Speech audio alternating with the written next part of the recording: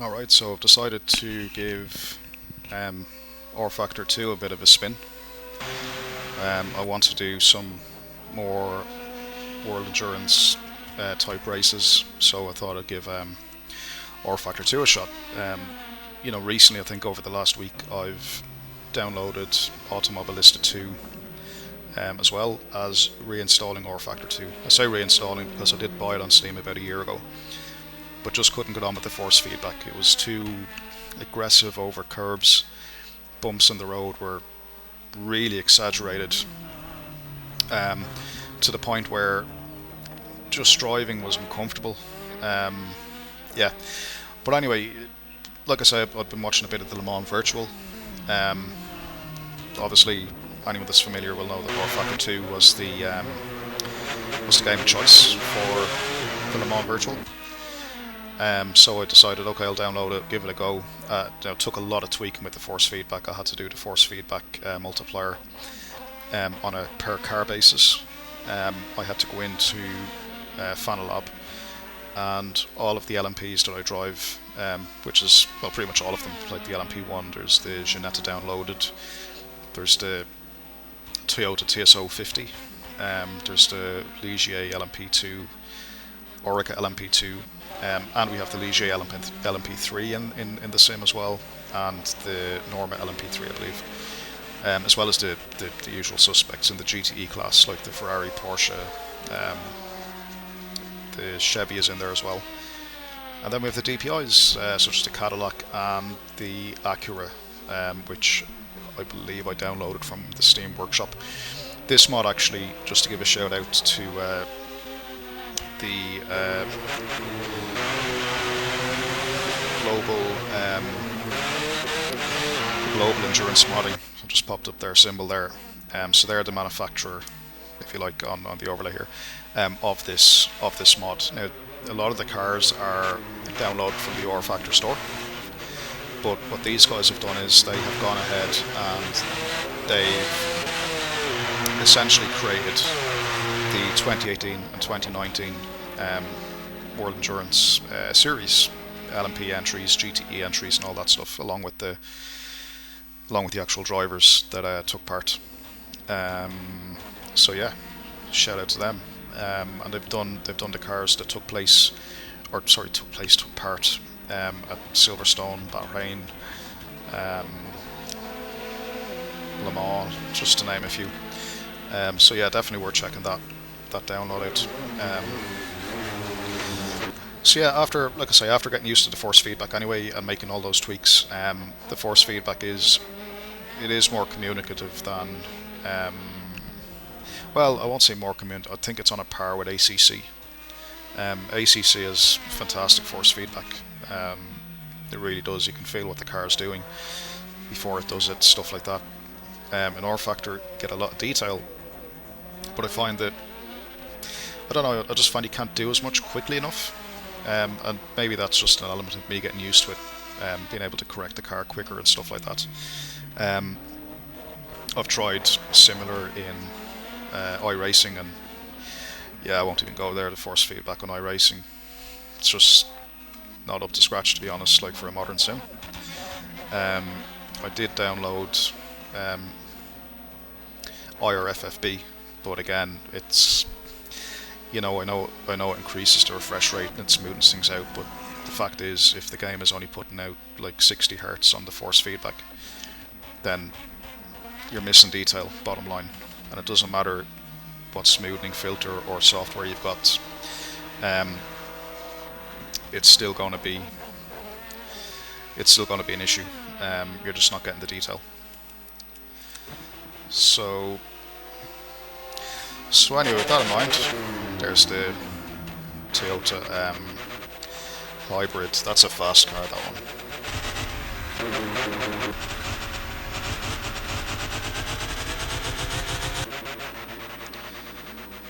Can't overtake, stuck behind the GTE and the LMP.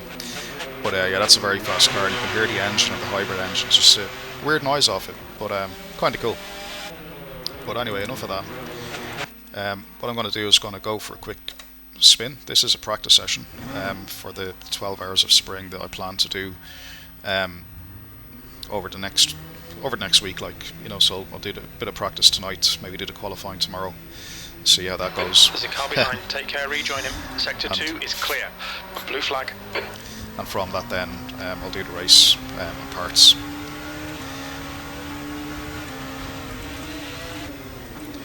Go a bit deep to let that Toyota past. Car left. Clear left. Very, very fast car. You're locking your left front into Christensen. Yeah, the force feedback is very communicative, like I say. I had to do a lot of adjustments to get it right. Because out of the box, like, it's the type of feedback out of the box that could do yourself an injury, honestly. Particularly with like a direct drive wheel. Like, I have a Fanatec DD2. And I can tell you now, like, I mean, out of the box, if you're going to crash in one of these things in RF2, like, get your hand off the steering wheel. Seriously, it's you need to dial a lot of that crap out.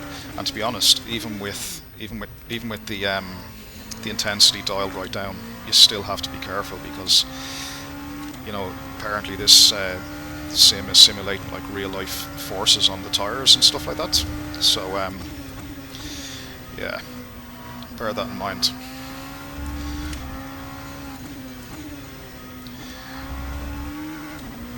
Yeah, like I said, I think I just have to get used to it, because it's the feedback is very severe in kind of a good way, but there's also an element of rubberiness to it, and that's obviously the tires. You know, it feels like a really, actually the best way to describe it is like a go-kart on steroids in terms of the feel and the speed. The steering is lighter than a go-kart, of course, because you know, I don't think you'd be able to do like a full endurance race with go-kart weight steering wheel, but you get the point.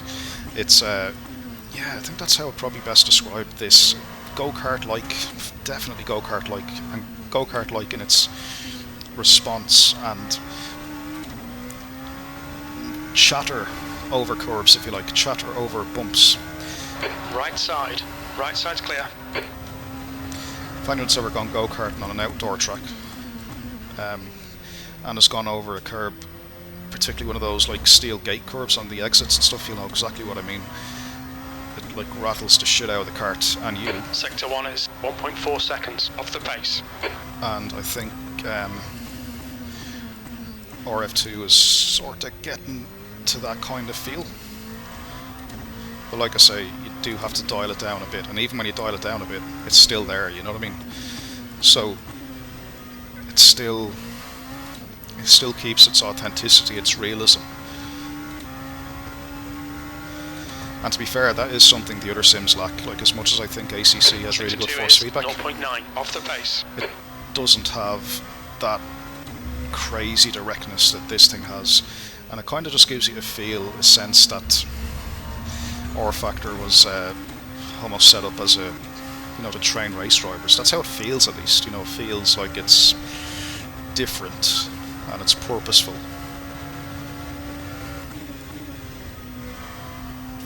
Even here, my god, the bumps. You can feel through the steering wheel. I'm sure you can see it on the screen in the car as well. Every bump is felt. Like trying to jolt your hand back off the wheel, you know what I mean? It's really good.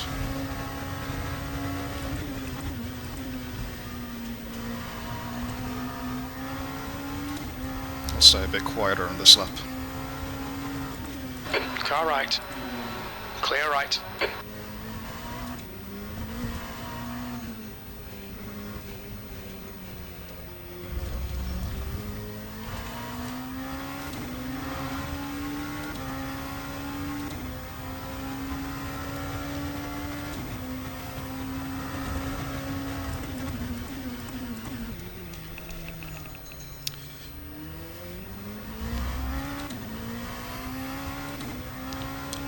That corner catches me out quite a lot. Sector 1 is 1.9 off the pace. You're locking your right front into the hairpin.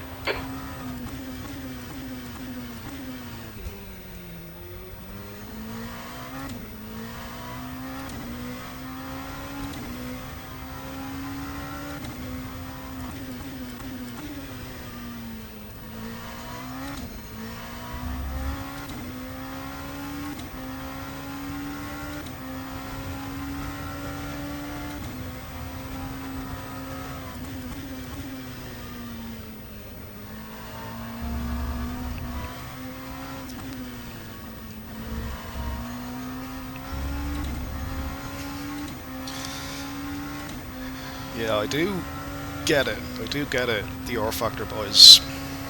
I do get it.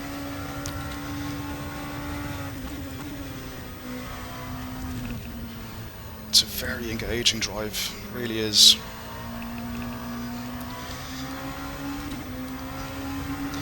What I like about it as well, when the back of the car does get out of shape, the slip angle is Sector 3 more is now realistic. yellow. Yellow flag.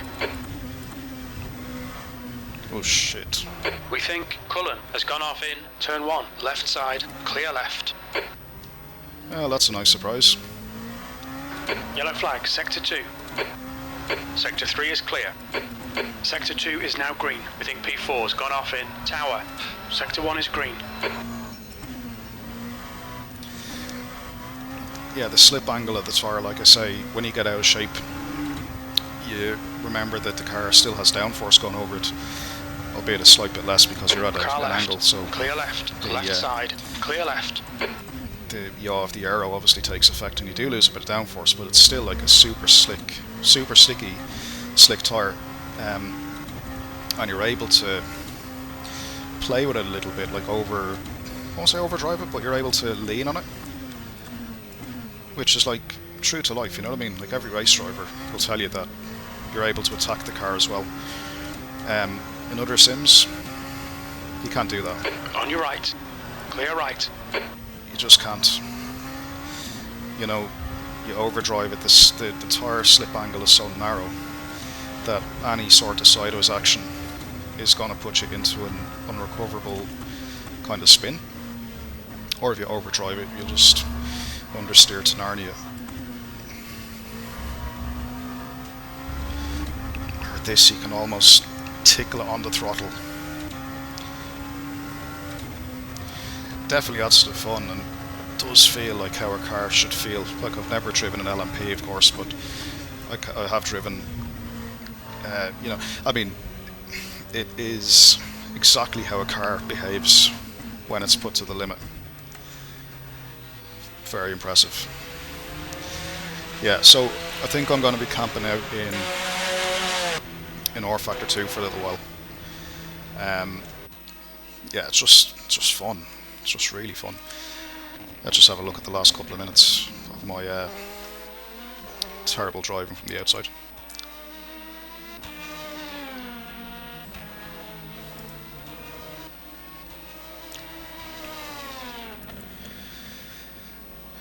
So it's going to be interesting for qualifying. So Nakajima is, I think he's in the Toyota, isn't he? 140.1, and then the quickest LMP2 is 10.7 seconds off the pace.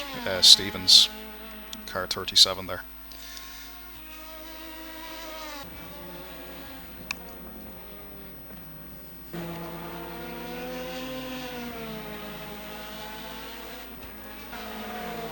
Yeah, it's a very fun driving experience.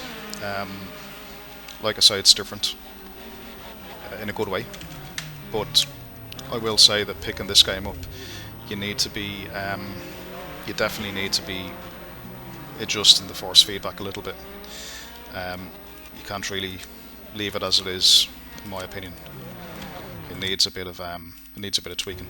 Just interested to see what happened to that car. That was number 21, I think. So let us jump on board to 21. I think it was 21.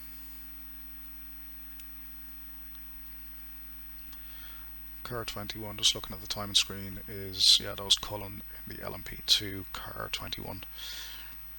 So let's just go on board with him.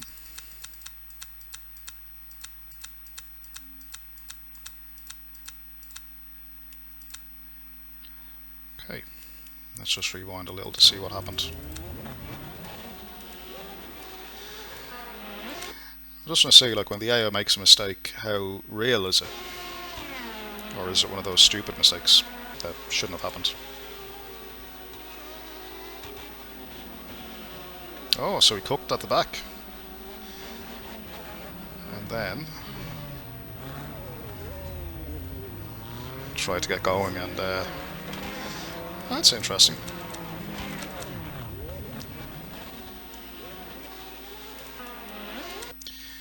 I'll go on board actually and see exactly what happened.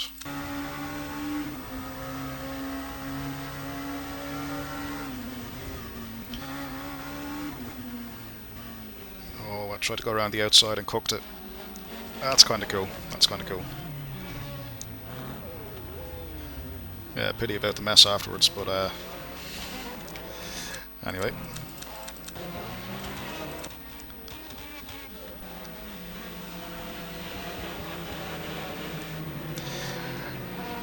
Yeah, it kind of makes for a good offline experience as well, I suppose, which is great for me at the moment when I'm trying to put some kilometers on the game and stuff and get used to the handling model and just kind of groove into it a bit more. I still need to work on consistency because I can't string it. Well, you know, obviously this is my first time driving on Sebring as well, but I cannot string like 4 or 5 laps together, so a bit of work to do. But anyway, we'll leave it there, guys. Yeah, rFactor 2. A couple of more videos on the way, and I'll kind of share my thoughts again as I get a bit more time in it. But yeah, initial thoughts, very good, but needs a lot of tweaking to get it there. And to give an example, like I've spent maybe the best part of a week since I re-downloaded it last weekend, just to get it to a decent drivable state. But yeah, I think it's there now. It feels good, and yeah, from here on I'm just going to leave it as it is and start to, I suppose, practice and get a bit more seat time, and yeah, just groove on to consistency. Not going to go looking for hot laps just yet, just consistency and seat time. So yeah, we'll leave it there, guys, and until the next one.